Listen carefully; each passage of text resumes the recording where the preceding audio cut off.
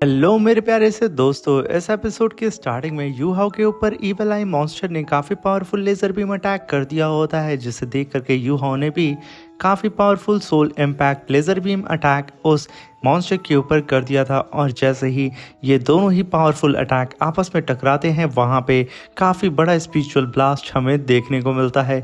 ये ब्लास्ट इतना ज़्यादा खतरनाक होता है कि वो दोनों ही कल्टीवेटर पीछे खिसक के चले जाते हैं। मगर तभी हम यू हाउ को देखते हैं, जिसके ऊपर उस मॉन्स्टर ने अपने टेंटिकल से अटैक कर दिया था, जिसे यू हाउ अपने क्लॉ को समन करके मल्टीपल स्लैश अटैक लगा करके उन सारे ही टेंटिकल्स को काटना स्टार्ट कर देता है। कोई भी टेंटिकल यू हाउ के करीब तो यहाँ पे पहुंच ही नहीं पा रहा होता है। इनफैक्ट एक काफ़ी बड़ा टेंटिकल यू हाउ के बेहद करीब पहुंच चुका था, जहाँ पे यू हाउ ने अपनी मेंटल पावर से उस टेंटिकल को हवा में ही होल्ड करके एक ही बार में अपनी पावर को रिलीज करके उसे डिस्ट्रॉय करके रख दिया था, जिसकी वजह से उस मॉन्स्टर को यहाँ पे काफ़ी ज़्यादा तकलीफ होती है।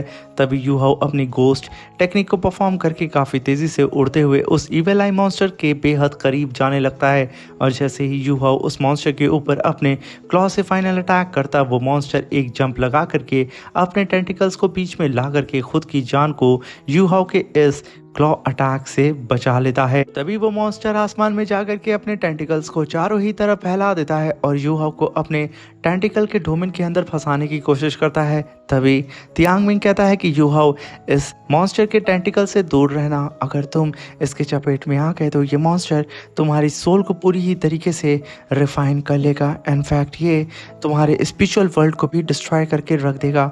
मगर यू हाउ कहता है कि मुझे कोई फ़र्क नहीं पड़ता है कि ये ट्रैक कितनी ज़्यादा स्ट्रॉन्ग है इसकी, मैं इसे आज किसी भी कीमत पे मार करके रहूँगा।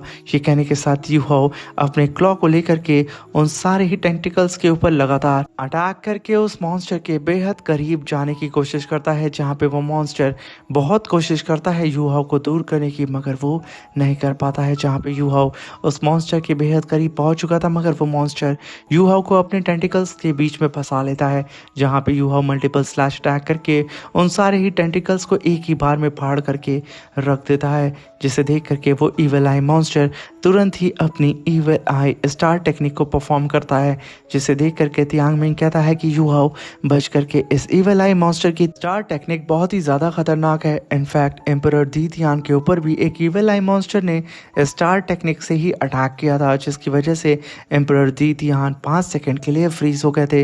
इसलिए प्लीज़ ब्रदर यू हाउ, इस अटैक को तुम यहाँ पे अवॉइड करो। मगर तभी यू हाउ कहता है कि इसे जो करना है करने दो, मैं भी देखता हूँ कि ये मेरा क्या बिगाड़ लेता है। तभी वो मॉन्स्टर यू हाउ के ऊपर काफ़ी पावरफुल लेज़र बीम अटैक कर देता है, जिसे देख करके यू हाउ तुरंत ही डेस्टिनी आई को समन करके एक पोर्टल को क्रिएट करता है, जिसकी वजह से उस इवल आई मॉन्स्टर की पावर एक पोर्टल से गुजर करके यू हाउ के जस्ट दूसरा पोर्टल वहाँ पे अपीयर होता है, उस पोर्टल से बाहर निकलती है। यानी कि यू हाउ सक्सेसफुली इतनी पावरफुल अटैक से खुद को बचा लिया था। इस चीज़ को देख करके वो मॉन्स्टर के होश उड़ चुके थे कि आखिर यू हाउ इतना सही सलामत कैसे खड़ा है। तभी यू हाउ जंप करके सीधे ही उस मॉन्स्टर के ऊपर आके खड़ा होकर के कहता है कि मेरी मेंटल पावर तुमसे कई गुना ज़्यादा पावरफुल है। तुम यहाँ पे पागलों की तरह मुझ पे अटैक तो कर रहे हो, मगर तुम मुझे छू नहीं पाओगे।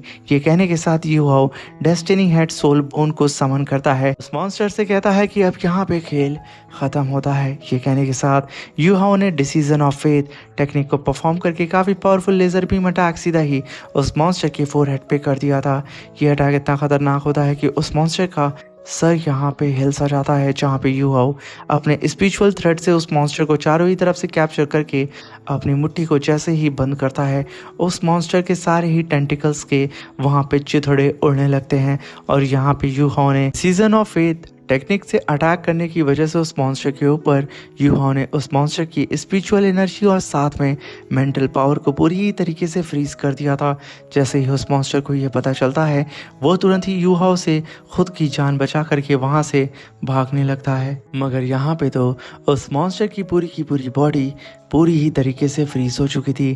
तभी Yu Hao destiny head soul bone की पावर को एक बार फिर से समन करता है और उस मॉन्स्टर के ऊपर एक जायंट से गोल्डन पोर्टल को समन कर लेता है। ये देख करके वो मॉन्स्टर वहाँ पे कांपने लगता है, मगर तभी यू हाउ काफ़ी पावरफुल स्पिरिचुअल बीम अटैक सीधा ही उस मॉन्स्टर के सर के ऊपर कर देता है।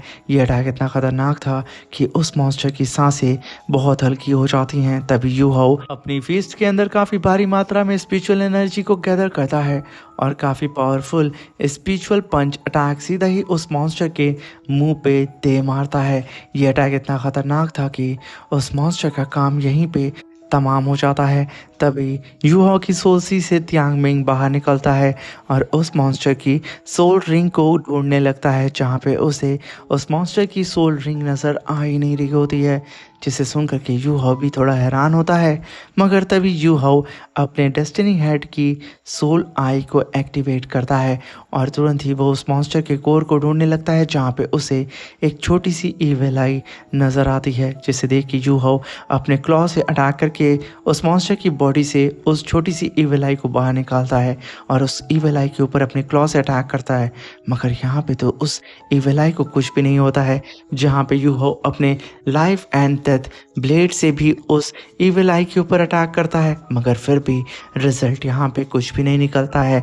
तभी यूहो अपने टीचर इलेक्ट्रोलक्स की प्यूरिफिकेशन फायर टेक्निक को परफॉर्म करने लगता है, जिसकी वजह से वो छोटी सी ईविल आई जो कि यूहो के लाइफ एंड डेथ ब्लेड और डार्क क्लॉ से कट नहीं रही थी, वो पूरी ही तरीके से यहाँ पे टीचर इलेक्ट्रोलक्स की प्यूरिफिकेशन टेक्निक की वजह से जल के राख होने लगती है। जहाँ पे वो मॉन्स्टर चिल्लाते हुए यूहाओ से कहता है कि तुम मुझे छोड़ दो, वरना मेरे फादर तुम्हें ज़िंदा नहीं छोड़ेंगे। अगर तुम मुझे छोड़ते हो तो मैं प्रॉमिस करता हूँ कि मैं तुम्हें ज़िंदा जाने दूंगा। मगर तब तक देर हो चुकी थी। यूहाओ ने उसके कोर को डिस्ट्रॉय करके उसकी सोल को यहाँ पे पूरी ही तरीके से ख़त्म कर दिया था। जहाँ पे उस मॉन्स्टर का हेड अपीयर होता है उसकी सोल रिंग के साथ। तभी तियांग मिंग कहता है कि यूहाओ, तुम्हारे पास ऑलरेडी डेस्टिनी बीस्ट की सोल हेड मौजूद है, तुम इसका क्या करोगे। तभी हम देखते हैं कि यूहाओ के फोरहेड से डेस्टिनी सोल हेड बाहर निकलता है, जो कि सीधा ही जाकर के उस बीस्ट के सोल हेड से फ्यूज होने लगता है, जिसे देख करके तियांग मिंग के होश उड़ जाते हैं। मगर तभी यूहाओ कहता है कि डेस्टिनी क्राउन इस इविल मॉन्स्टर के क्राउन को एब्जॉर्ब कर रहा है, ना कि उसके साथ फ्यूज हो रहा है। भले ही इस इविल मॉन्स्टर की कल्टीवेशन लेवल 1 लाख की थी, मगर वो मेरे क्राउन के सामने कुछ भी नहीं है। तभी यूहाओ कहता है कि शेक एकेडमी के ऊपर दीतियान ने अटैक कर दिया है, हमें जल्द से जल्द यहाँ से जाना होगा। तभी सीन शिफ्ट होता और हमें टीचर जू को दिखाया जाता है, जो कि ग्रैंडमा सॉन्ग से कहते हैं कि क्या दीतियान से फाइट में मिस्टर जुआन जीत पाएंगे। तभी ग्रैंडमा सॉन्ग कहती हैं कि एम्परर दीतियान की कल्टीवेशन सीनियर मुलाद से बहुत ही ज़्यादा हाई थी, उनके पास होली ड्रैगन ऑफ लाइट की पावर थी, जिसकी वजह से वो इस एम्परर दीतियान को हराने में कामयाब हो गए थे। मगर जुआन के पास ऐसा कुछ भी नहीं है सिवाय उसके स्ट्रेंथ के। यहाँ पे जुआन सिर्फ अपने स्ट्रेंथ की दम पे उससे फाइट कर रहा है। तभी हम वहाँ पे टाइम लॉर्ड को देखते हैं, जो कि अपने साथियों को घबराता हुआ देख के उनसे कहते हैं कि यहाँ पे तुम लोग एक बात को जान लो, हम किसी भी कीमत पे इस फाइट को जीतेंगे, क्योंकि शेक एकेडमी से बेहतर यहाँ पे इस पूरी दुनिया में कोई भी नहीं है। ये सुन कर के ग्रैंडमा सॉन्ग कहती हैं कि ये टाइम लॉर्ड काफ़ी ज़्यादा टैलेंटेड है। मुझे ये काफ़ी पसंद आया कि ये जिस तरीके से अपने साथियों का मनोबल बढ़ा रहा है, क्योंकि हर जंग में एक चीज़ आपके मन में हमेशा होनी चाहिए, जीत की आस। तभी हम देखते हैं कि टीचर टाइम लॉर्ड सारे ही सिपाहियों को ऑर्डर दे देते हैं अटैक करने के लिए, जहाँ पे कई सारे सोल बेस्ड वहाँ पे मारे जा रहे होते हैं। तभी हम देखते हैं कि वो सोल बेस्ड भी रुकते नहीं हैं, वो बहुत ही तेज़ी से शेक एकेडमी की तरफ बढ़े जा रहे होते हैं। मगर यहाँ पे लगातार इतने सारे सोल बीस्ट मरने की वजह से वहाँ पे एंट्री होती है मिस बी जी की, जो कि एक जाइंट बीस्ट होती है। वो आते के साथ अपनी पावर को रिलीज़ करके उन सारे ही मरे हुए बीस्ट को फिर से ज़िंदा कर देती है और कहती है कि मैं इस फाइट में हिस्सा नहीं लेना चाहती थी और ना ही दीथियान का साथ देना चाहती थी, मगर ह्यूमंस ने अब हद पार कर दिया है। अगर मैं यहाँ पे खड़ी नहीं होगी तो मेरी सोल बीस्ट अब सर्वाइव ही नहीं कर पाएंगे इस दुनिया में। तभी ग्रैंड मा सॉन्ग उस बीजी के पास आकर के कहती हैं कि तुम तो काइंडनेस सोल बीस्ट हो, आखिर तुम इस फाइट में हिस्सा क्यों ले रही हो? तुम तो लड़ना भी नहीं जानती हो, तुम बेवजह इस फाइट के रुख को बदलने की कोशिश कर रही हो। तुम अच्छे से जानती हो कि एम्परर दीथियान बेवजह हमारी शेक सिटी को डिस्ट्रॉय करने की कोशिश कर रहा है। यहाँ पे सिटी के अंदर कई सारे नॉर्मल ह्यूमंस मौजूद हैं, वो सब मारे जाएंगे। तभी बीस्ट बीजी कहती है कि यहाँ पे जो तुम कह रही हो वो सच नहीं है। तुम ह्यूमंस ने कई हजार सालों से हम सोल बीस्ट का शिकार किया है सिर्फ अपनी पावर को बढ़ाने के लिए, और अगर आज हम लोग एक्शन नहीं लेंगे तो मेरी पूरी की पूरी सोल बीस्ट कम्युनिटी ख़त्म हो जाएगी। जिसे सुन करके ग्रैंड मा सॉन्ग कहती हैं कि अब मैं यहाँ पे मजबूर हूँ, क्योंकि यहाँ पे बहस करना शायद सही नहीं होगा, इसलिए शायद मुझे बीजी, जो कि तुम एक ग्रेट काइंडनेस सोल हो और तुम्हारे पास फाइटिंग की एबिलिटी नहीं है, मुझे तुम्हारे ऊपर अटैक करके तुम्हें रोकना होगा। ये कहने के साथ ग्रैंड मा सॉन्ग तुरंत ही अपनी true body green shadow eagle martial soul को समन करती हैं और ईगल फॉर्म में आकर के बीजी के ऊपर अटैक करने के लिए बढ़ जाती हैं। जहाँ पे बीजी को बचाने के लिए नीचे खड़े हुए सारे बीस्ट ग्रैंड मा के ऊपर अटैक करने लगते हैं, जहाँ पे ग्रैंड मा उन सबको मार करके बीजी के काफी करीब पहुंच चुकी थी। मगर तभी वहां पे गोल्डन टाइगर केज अपीयर हो जाता है, जिसे देख करके ग्रैंड मा वोंग 10,000 ईगल फेदर अटैक करके उस केज को एक ही बार में डिस्ट्रॉय करके रख देती हैं और उस गोल्डन टाइगर से कहती हैं कि तुम्हारी कल्टीवेशन लेवल 1 लाख ईयर की है, मगर तुम मेरे सामने टिक नहीं पाओगे। ये कहने के साथ वो बीजी के ऊपर जैसे फिर से अटैक करने जाती, तभी वो गोल्डन टाइगर बीच में आ जाता है और ग्रैंड मा के ऊपर अटैक करना शुरू कर देता है, जिसकी वजह से ग्रैंड मा उसके सारे ही स्लैश अटैक को डिस्ट्रॉय करके उस टाइगर बीस्ट के ऊपर मल्टीपल स्लैश अटैक करना स्टार्ट कर देती हैं। ग्रैंड मा की स्पीड इतनी ज़्यादा होती है कि वो गोल्डन डार्क टाइगर उनकी स्पीड को मैच नहीं कर पाता है और एक ही अटैक में वो बीस्ट घायल हो चुका था।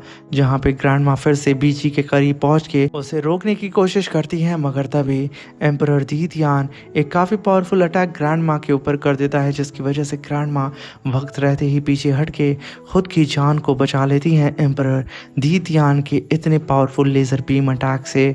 तभी हम देखते हैं कि सारे ही सोल बीस्ट सिटी वॉल के बेहद करीब पहुंच चुके थे और वो लोग सिटी के अंदर एंटर करने की कोशिश करते हैं, मगर वहां पे मौजूद सारे ही सोल्जर्स बीच में आकर के उन सारे ही बीस्ट से फाइट करने लगते हैं, मगर वो बीस्ट इनसे ज़्यादा पावरफुल होते हैं। तभी हम वहाँ पे टाइम लॉर्ड को देखते हैं, जो कि तुरंत ही आसमान में जाकर के अपनी पावर को रिलीज करते हैं और वहाँ पे पूरे टाइम एंड स्पेस को फ्रीज कर देते हैं और तुरंत ही वहाँ पे समन करते हैं अपने space and time silver plate को, जहाँ पे वो अपनी 8th soul skill chaotic black hole time and space domain को समन करके उस सिटी वॉल के पास जितने भी बीस्ट होते हैं उन सबको उस ब्लैक होल के अंदर खींच के उन्हें पूरी ही तरीके से इरेज करके रख देते हैं। ये देख करके बीजी एकदम घबरा जाती है, क्योंकि अब वो किसी भी कीमत पे यहाँ पे उन बीस्ट को रिवाइव ही नहीं कर सकती है, क्योंकि टाइम लॉर्ड ने तो उन सारे ही बीस्ट को इरेज करके रख दिया था।